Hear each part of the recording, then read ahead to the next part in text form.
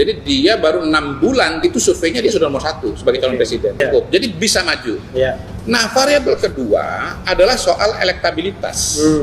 Nah, kalau buat saya elektabilitas itu dia tumpuannya adalah popularitas dari variabel tetap. Ini variabel yang ini kan nggak bisa diubah-ubah lagi, kecuali undang-undangnya diubah tiba-tiba kemudian syarat maju calon presiden, syarat maju pilpres adalah hasil pemilu 2024 gitu. Tapi minimal yang banyak muncul ke publik, 3 ini selalu ada di pusaran survei elektabilitas yang tinggi. Saya kira sahabat semua sudah punya keyakinan yang sama, cara memilihnya mudah. Tetapi eksposurnya nasional, eksposurnya 100%. Seolah-olah calon dari nasionalis itu adalah untuk kemudian bisa tampil sebagai calon presiden. Gitu. Posisinya itu wakil presiden. Menariknya, kalau kita lihat perolehan suara partai, mulai dari katakanlah zaman Orde Baru gitu yang saya ingat angka-angkanya gitu sampai dengan sekarang, tradisional maupun modern 30%. Luar biasa ya, gede rasa sekali ini. Bahkan sebagian orang sudah bilang, kemudian kita lihat sudah mulai juga ada poster-poster dukung Capres 2024. Karena kita tahu, tapi relawannya hari ini yang mestinya juga sudah selesai, justru menyelenggarakan pertemuan nasional, Rakernas. Luar biasa. Iya. Yang jelas jadi 70% ini itu memilih partai-partai nasionalis gitu loh. Kalau calon presiden malah 100% saya katakan, dia kan sama-sama kiri jauh kan. Saya sering menggunakan istilah kiri dalam, kiri luar. Kalau gitu kanan dalam, kanan luar. PAN kanan dalam ya masih hitungannya ya. Jadi gini kan realitanya selama ini dalam pertarungan politik, kita bicara mengenai calon-calonnya seperti akan berkembang. Bisa juga. Iya, jadi begini. Tapi saat menjadi ormas, ada pendiri lain punya jasa besar terhadap yang luar biasa, sehingga sudah menunjukkan kecenderungan yang paling kuat untuk mengusung. Tentu belum fix. Bulan depan akan difikskan. Kabarnya begitu. Tapi kita lihat, dalam beberapa kontestasi pilkada, Nasdem ini selalu paling dulu. Atau kalau tidak selalu, seringkali paling dulu menyebutkan mengusung tokoh untuk dicalonkan menjadi pemimpin di daerah. Dan hasilnya lebih banyak yang berhasil. Kita lihat contohnya Jawa Barat. Hemat saya harusnya begitu. Jadi hemat saya harusnya begitu. Karena gini, kan teori mengenai perilaku pemilih itu juga, kalau di Amerika itu kan ada 2 kubu besar ya. Pertama yang lebih sosiologis, yang melihat pilihan itu sebagai sebuah produk yang lama, produk sosialisasi dalam keluarga. Mengapa saya menjadi seorang Demokrat? Ya karena memang keluarga saya Demokrat, lalu kemudian keluarga lingkungan saya Demokrat begitu. Dan kenapa saya Republik? Ya karena ya keluarga saya Republik begitu. Ada juga perspektif yang lain yang lebih melihat variabel-variabel psikologis, variabel rasional, kampanye dan seterusnya begitu. Jadi kalau kita bicara dari kacamata sosiologis,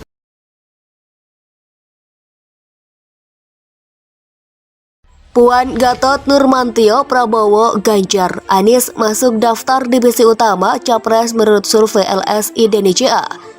Puan Maharani, Gatot Nurmantio, Prabowo Subianto, Ganjar Pranowo, Anies Baswedan masuk dalam daftar divisi utama Capres menurut survei LSI DNJA. Direktur CPA LSI DNJA Ade Mulyana, Sarjana Ilmu Sosial MM, mengungkapkan daftar 5 tokoh yang maksud dalam daftar divisi utama Capres menurut survei LSI DNJA. Hal tersebut disampaikannya dalam konferensi pers virtual LSI DNJA pada Rabu lalu. Tokoh pertama adalah Puan Maharani yang memiliki tiket tersendiri dari PDIP untuk masuk ke pertarungan Capres pada Pilpres 2024. Menurut Ade, meskipun Puan elektabilitasnya tidak tinggi, tapi PDIP tetap bisa mengusungnya menjadi Capres. Mengingat PDIP adalah partai yang memiliki presentase sebesar 22,26% di DPR, melebihi batas 20% ketentuan bagi partai untuk memilih capres yang diusungnya. Pertama ada Puan Maharani, meskipun elektabilitasnya tidak tinggi, tapi Puan ini memiliki tiket tersendiri untuk masuk ke pertarungan capres dan cawapres karena PDIP memiliki presentase lebih dari 20% di DPR, kata Ade dalam konferensi pers virtual LSI DNJA. Ade menambahkan meskipun seorang tokoh memiliki elektabilitas tinggi, tapi jika tidak memiliki partai yang memenuhi syarat, maka tokoh tersebut tetap tidak bisa diusung menjadi capres. Tokoh kedua adalah Gatot Nurmantio yang sama-sama memiliki tiket menjadi capres lewat partai koalisi KIB layaknya Puan dengan PDIP. Terlebih Golkar dengan presentasi tertinggi dibanding PAN dan P3 yang tergabung dalam KIB yakni 14,78% atau 85 kursi di DPR. Selanjutnya tokoh yang masuk dalam daftar divisi utama Capres menurut survei LSI DNJA adalah Prabowo Subianto. Hingga saat ini Prabowo masih menjadi tokoh dengan elektabilitas tertinggi menurut survei LSI DNJA, sehingga Prabowo bisa masuk dalam daftar divisi utama Capres. Namun faktanya Prabowo masih belum memenuhi syarat dari segi partai pengusungnya Gerindra. Untuk bisa mengusung Prabowo menjadi Capres, Gerindra harus berkoalisi minimal dengan satu partai. Tokoh dengan elektabilitas tertinggi kedua adalah Ganjar Pranowo yang merupakan kader dari PDIP. Meskipun elektabilitas Ganjar terbilang tinggi, tapi PDIP masih belum tentu mengusungnya menjadi Capres.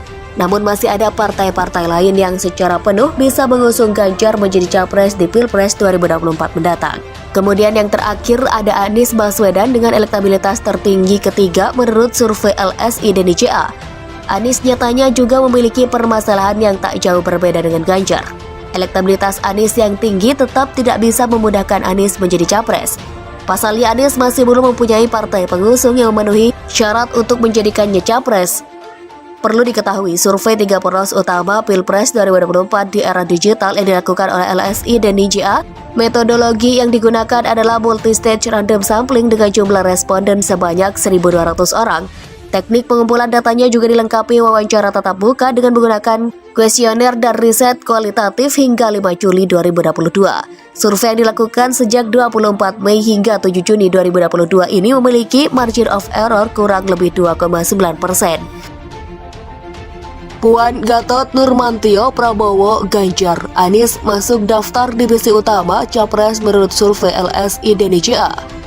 Puan Maharani, Gatot Nurmantio, Prabowo Subianto, Ganjar Pranowo, Anies Baswedan masuk dalam daftar divisi utama Capres menurut survei LSI DNJA. Direktur CPA LSI DNJA Ade Mulyana, Sarjana Ilmu Sosial MM, mengungkapkan daftar 5 tokoh yang maksud dalam daftar divisi utama Capres menurut survei LSI DNJA. Hal tersebut disampaikannya dalam konferensi pers virtual LSI DNJA pada Rabu lalu. Tokoh pertama adalah Puan Maharani yang memiliki tiket tersendiri dari PDIP untuk masuk ke pertarungan Capres pada Pilpres 2024. Menurut Ade, meskipun Puan elektabilitasnya tidak tinggi, tapi PDIP tetap bisa mengusungnya menjadi Capres. Mengingat PDIP adalah partai yang memiliki persentase sebesar 22,26% di DPR, melebihi batas 20% ketentuan bagi partai untuk memilih Capres yang diusungnya. Pertama ada Puan Maharani, meskipun elektabilitasnya tidak tinggi, tapi Puan ini memiliki tiket tersendiri untuk masuk ke pertarungan Capres dan Cawapres karena PDIP memiliki persentase lebih dari 20% di DPR, kata Ade dalam konferensi pers virtual LSI DNJA. Ade menambahkan meskipun seorang tokoh memiliki elektabilitas tinggi, tapi jika tidak memiliki partai yang memenuhi syarat, maka tokoh tersebut tetap tidak bisa diusung menjadi Capres.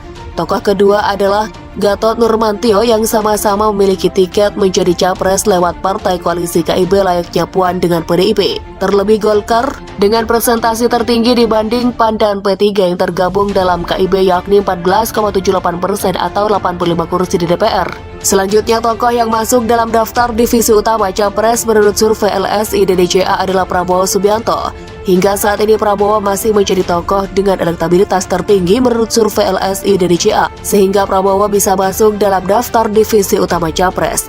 Namun faktanya Prabowo masih belum memenuhi syarat dari segi partai pengusungnya Gerindra. Untuk bisa mengusung Prabowo menjadi Capres, Gerindra harus berkoalisi minimal dengan satu partai. Tokoh dengan elektabilitas tertinggi kedua adalah Ganjar Pranowo yang merupakan kader dari PDIP. Meskipun elektabilitas Ganjar terbilang tinggi, tapi PDIP masih belum tentu mengusungnya menjadi Capres. Namun masih ada partai-partai lain yang secara penuh bisa mengusung Ganjar menjadi Capres di Pilpres 2024 mendatang. Kemudian yang terakhir ada Anies Baswedan dengan elektabilitas tertinggi ketiga menurut survei LSI DNJA. Anies nyatanya juga memiliki permasalahan yang tak jauh berbeda dengan Ganjar. Elektabilitas Anies yang tinggi tetap tidak bisa memudahkan Anies menjadi Capres. Pasalnya Anies masih belum mempunyai partai pengusung yang memenuhi syarat untuk menjadikannya Capres. Perlu diketahui, survei 3 poros utama Pilpres 2024 di era digital yang dilakukan oleh LSI dan DNJA, Metodologi yang digunakan adalah multi-stage random sampling dengan jumlah responden sebanyak 1.200 orang. Teknik pengumpulan datanya juga dilengkapi wawancara tatap muka dengan menggunakan kuesioner dan riset kualitatif hingga 5 Juli 2022. Survei yang dilakukan sejak 24 Mei hingga 7 Juni 2022 ini memiliki margin of error kurang lebih 2,9%.